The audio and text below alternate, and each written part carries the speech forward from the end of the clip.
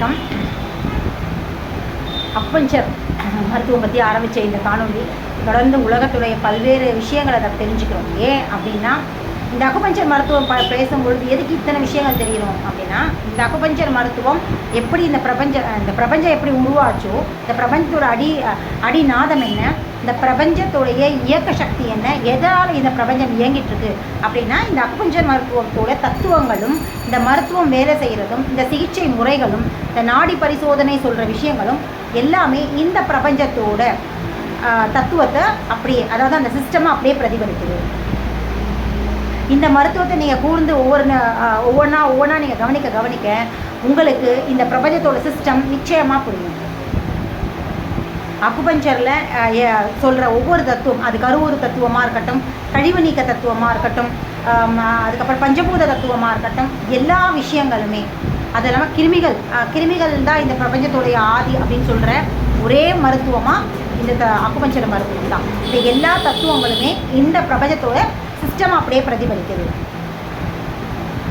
அதனால தான் அக்குபஞ்சர் மருத்துவத்தை, எதுக்கு அக்குபஞ்சர் மருத்துவத்தை பற்றி பேச ஆரம்பிக்கும் போது இந்த பிரபஞ்சத்தோடைய உருவாக்கம்லேருந்து நம்ம மூதாதையர்கள் எந்தெந்த மாதிரியாக இருந்தாங்க, நம்ம பிறப்பென்ன இறப்பென்ன, புராணங்கள் என்ன சொல்லியிருக்காங்க, இதிகாசங்கள் என்ன சொல்லியிருக்காங்க, ஏன் இதெல்லாம் பேசுகிறேன் அப்படின்னா, இது எல்லாமே பார்த்தீங்க அப்படின்னா அக்குபஞ்சர் மருத்துவத்தோட ஒத்துப்போகும்.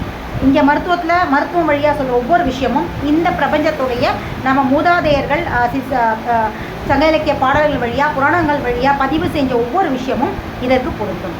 ஔவையாருடைய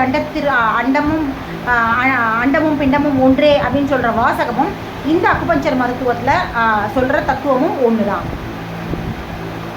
நாங்கள் இந்த அண்டத்தோடு இருக்கிற பஞ்சபூதங்கள் தான் இந்த தோல் வழியாக இந்த பிண்டம் முறிஞ்சிக்கும் அப்படின்னு நாங்கள் சொல்லுவோம். அதுதான் அதாவது எந்த உறுப்பில் பஞ்சபூதங்கள் டிஸ்டர்ப் ஆகிருக்கு, எந்த உறுப்பில் பஞ்சபூதங்களுடைய தேவை இருக்கோ அதை இந்த நாடி உணர்த்தும் பொழுது, அதை நாடி வழியாக அறிஞ்சு சிகிச்சை அளிக்கும் பொழுது இமீடியட்டாக சிகிச்சை கொடுத்த அடுத்த நொடி என்ன பண்ணோம் அப்படின்னு பார்த்தீங்கன்னா, இந்த பிரபஞ்சத்தில் இருக்கிற பஞ்சபூதங்கள் எது தனக்கு தேவையோ அதை இந்த தோல் வழியாக இந்த உள்ளே இருக்கிற பஞ்ச மூலகங்கள் உறிஞ்சிக்கிட்டு ஒவ்வொரு உறுப்புகளுக்கு எந்தெந்த உறுப்புகளுக்கு தேவை இருக்கோ அங்கே கொண்டு போய் சேர்க்கும். இந்த தத்துவம் தான் ஔவையார் சொன்ன அண்டத்தில் உள்ளதே பிண்டம், பிண்டத்தில் உள்ளதே அண்டம் அப்படிங்கிற தத்துவம்.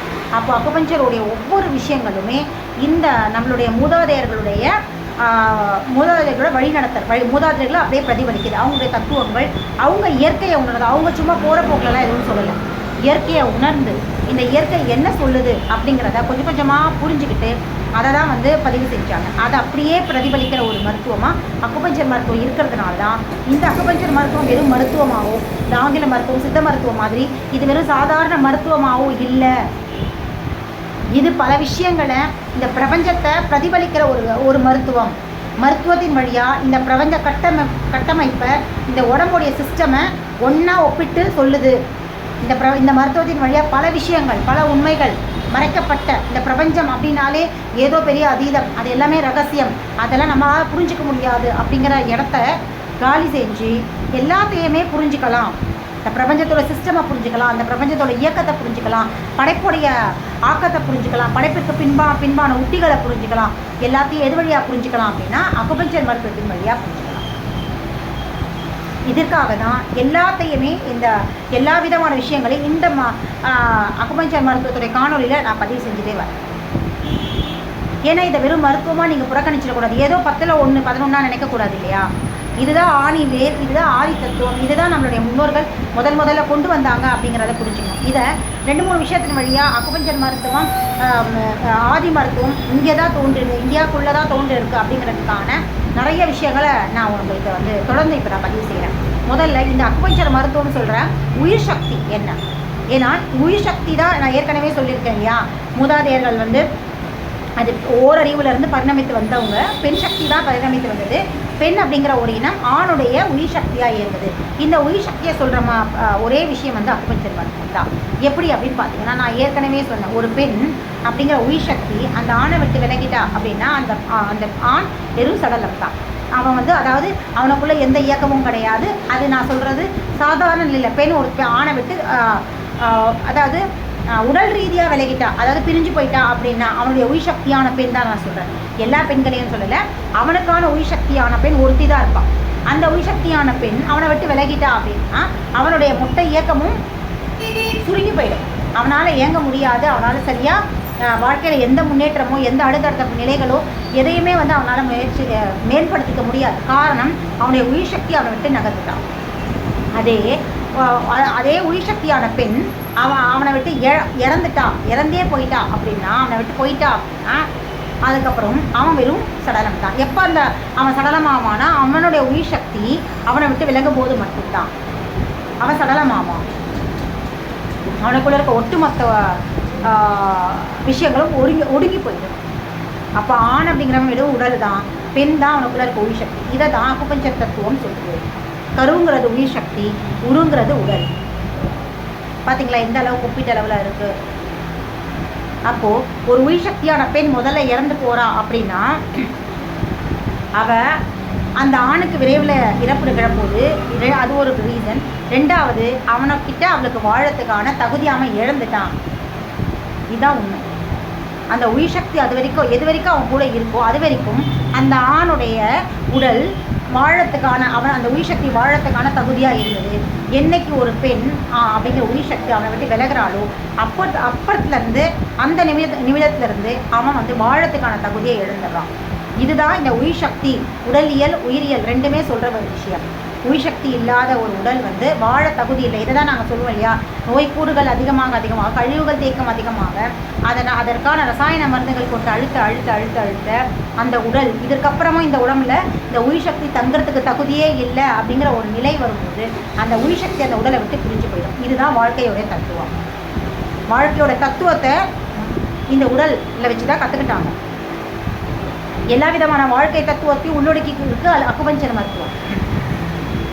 நம்ம முன்னோர்கள் ஒவ்வொரு வாழ்க்கை தத்துவத்தையும் வழிநடத்தல்களையும் எல்லாத்தையுமே உடல்ல இருந்தால் கற்றுக்கிட்டாங்க. ஒரு போர் முறையாக இருக்கட்டும், ஆட்சி முறையாக இருக்கட்டும், அதாவது நேர்மையாக இருக்கட்டும், அறமாக வாழறதா இருக்கட்டும், பிறருக்கு தானம் செய்கிறதா இருக்கட்டும், தன்னலம் கருதாமல் வாழறதா இருக்கட்டும், மனிதர்கள் எவ்வளவு தவறு செய்தாலும் அதை மன்னிச்சு திரும்பவும் நன்மையே செய்துட்டு இருக்க ஒரு குராதிசயமாக இருக்கட்டும், எல்லாத்தையுமே யார்கிட்ட இருந்து கற்றுக்கிட்டாங்க? உடல்கிட்ட தான். எப்படி உடல்கிட்ட இருந்து கற்றுக்கிட்டாங்க?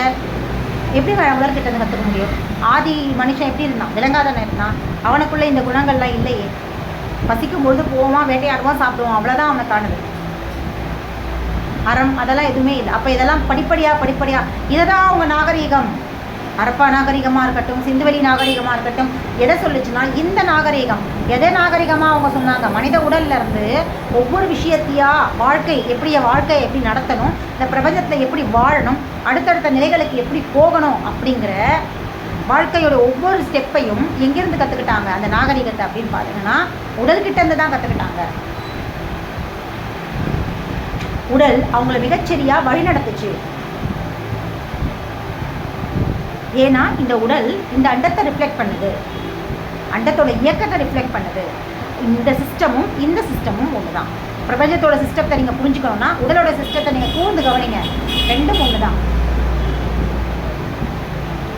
இதை வச்சு தான் அவங்க வாழ்க்கையை அடுத்தடுத்த நிலைகளுக்கு கொண்டு போனாங்க. அது கணவன் மனைவியாக இருக்கட்டும், யாரோட அதற்கு முன்னாடி அவன் எல்லாரோடையும் புணர்ந்துட்டு இருந்தவனாக தானே இருந்தான்.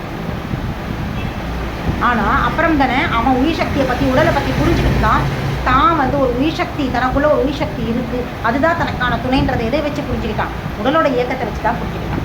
உயிர் சக்தியோட மதிப்பை அப்போ தான் அவன் புரிஞ்சுக்கிட்டான். எப்போ உடலில் உயிர் சக்தியோட வேலை என்ன, அந்த உயிர் சக்தி உடலுக்குள்ளே எந்த அளவுக்கு இம்பார்ட்டன்ஸ், அது எப்படி இந்த உடலை இயக்குது, இது எல்லாத்தையும் வச்சு தான் அவன் பெண் அப்படிங்கிறவ தான் உயிர் சக்தி அப்படிங்கிற விஷயங்கள் எல்லாத்தையுமே பிரபஞ்சத்தோட தத்துவம் சிஸ்டம் எல்லாத்தையுமே இந்த உடம்பை வச்சு தான் படிப்படியாக புரிஞ்சுக்கிட்டான். இப்படி வந்தவங்க தான் நம்ம மூதாதையர்கள்.